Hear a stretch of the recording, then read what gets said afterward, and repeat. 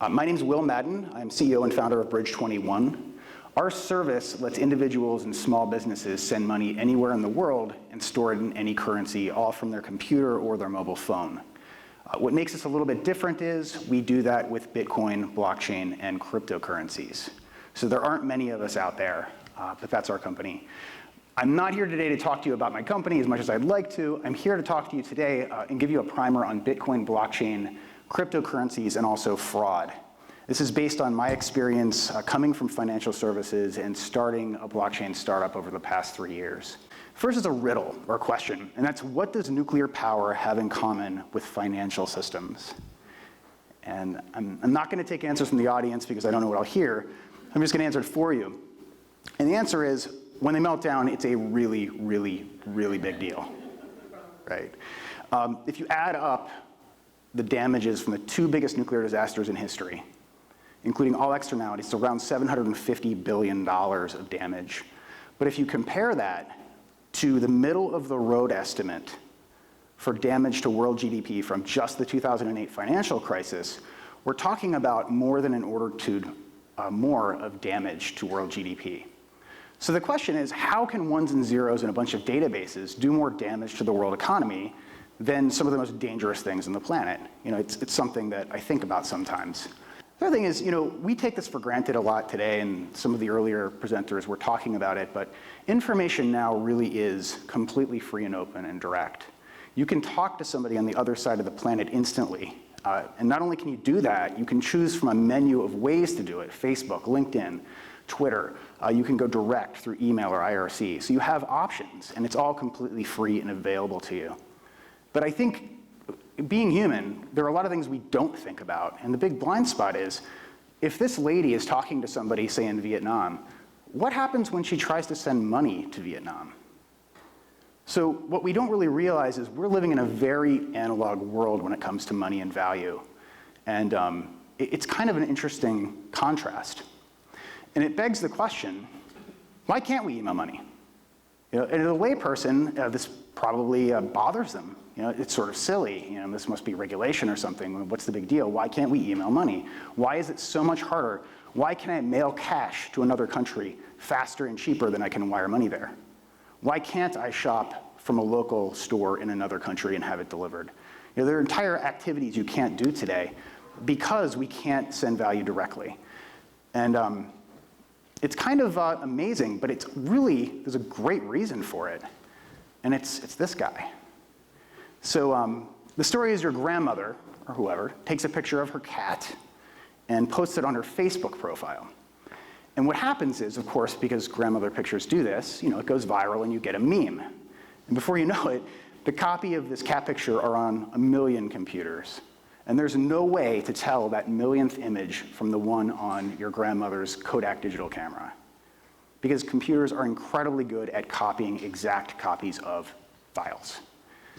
If you take the same idea and you impose it on money, if you have an electronic dollar, what's to stop your grandmother from emailing that same dollar to 1 million people, and then those 1 million people emailing it to 1 million more, and pretty soon you've got a Zimbabwe currency, right?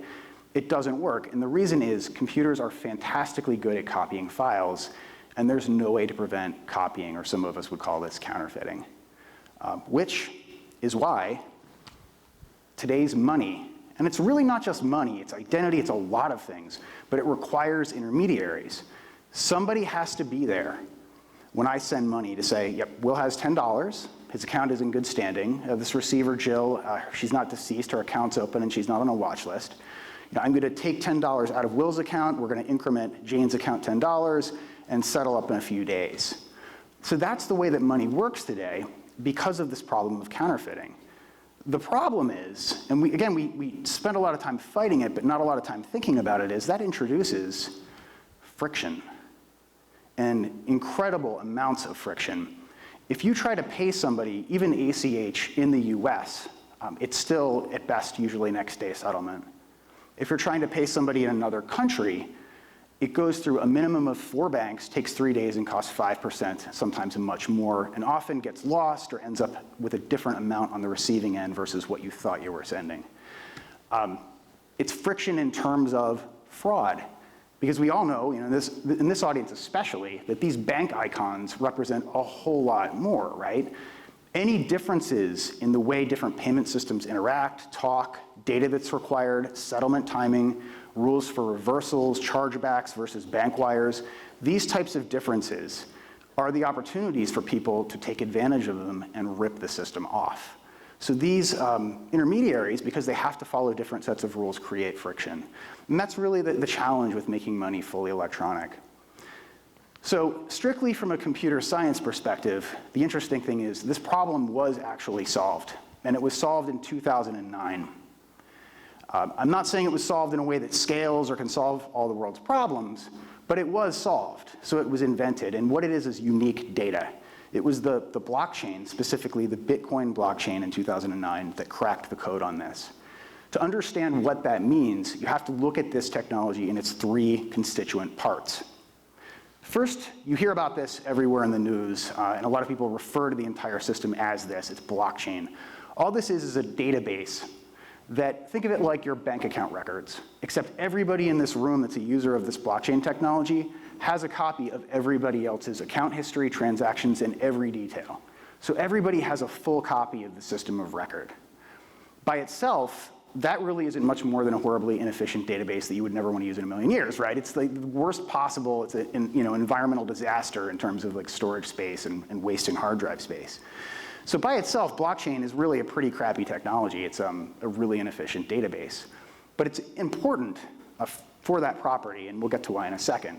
Second, it's a system of keys and addresses, and I'm definitely glossing over some technical stuff here, but you can think of an address like a credit card number or an account number where you store value. The trick is you can publish that address or that account number, and everybody can see how much value is at that address. They can send value to it, but they can't move value off of it.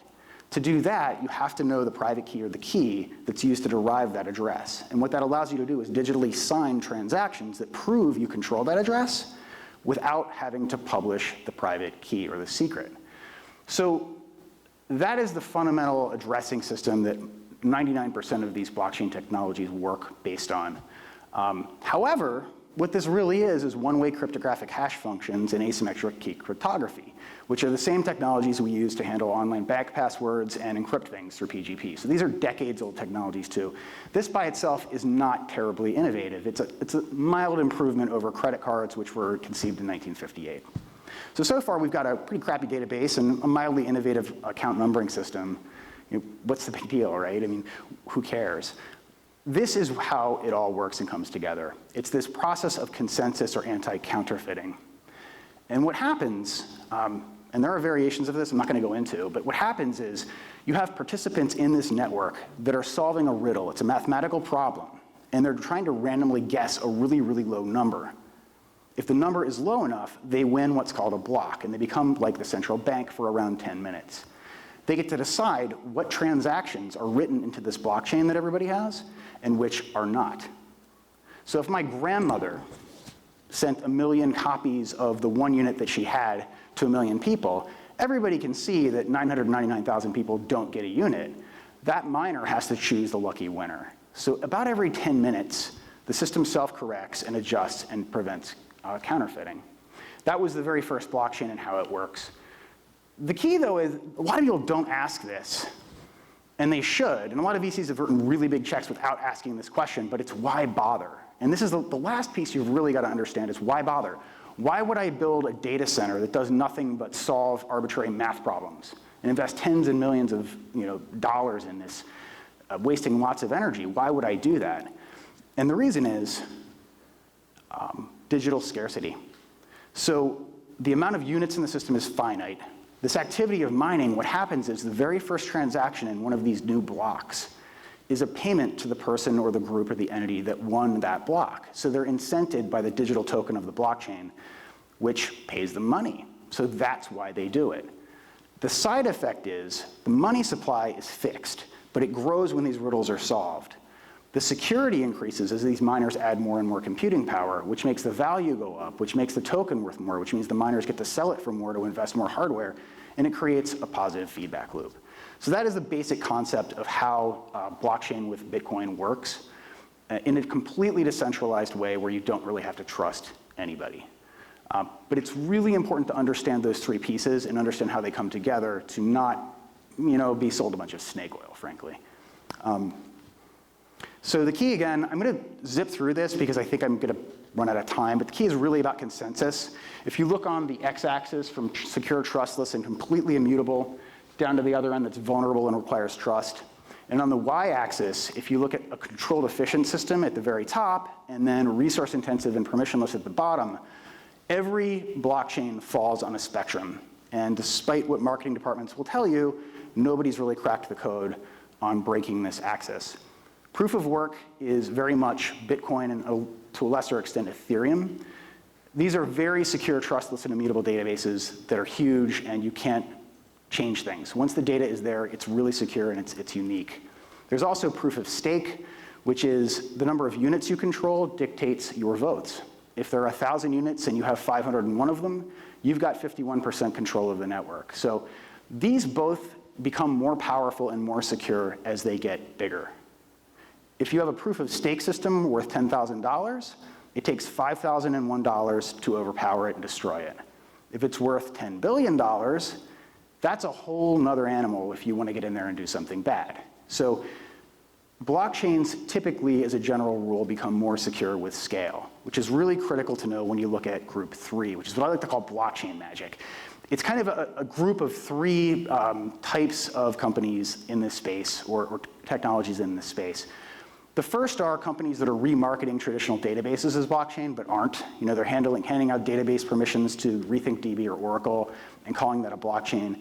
When you start to dig a little bit, you realize that they're aspiring to do consensus, but they're really not, or they don't have the right use case. Super common, dozens of them. I'm not going to throw anybody under the bus today, but you won't have to look hard to find one. They're also micro. These are really, really small cryptocurrencies that have changed something about one of the earlier ones that's really innovative and cool. It might be enhanced privacy. It might do smart contracts. It might be something really, really innovative. So there are a lot of these little projects out there that are really interesting if you can sort of uncover them. And then the last group are really copycats, and these are the worst. They literally clone the GitHub repo for Bitcoin, change it to Willcoin, and call it a day, right? The problem is, and we've seen this, miners working on these larger blockchains will just get bored and point their mining power at these smaller currencies for 10 minutes and completely obliterate them. So without scale and without a change in the technology, these are just incredibly vulnerable cryptocurrencies that are dangerous to invest in and just don't want to go near them. So the key is consensus, but be very careful and make sure you know what you're doing. Really quickly, scale is security. Bitcoin far and away is the largest blockchain. It's almost 10 billion today. That is hugely powerful. I think it's something like 1.7 quintillion hashes per second this thing is cranking out, which is 1,000 times more power than the world's fastest supercomputer, more power than all the Google data centers just securing this one blockchain. Ethereum, about 1/10 as big, really, really innovative and cool. It does smart contracts and down the line.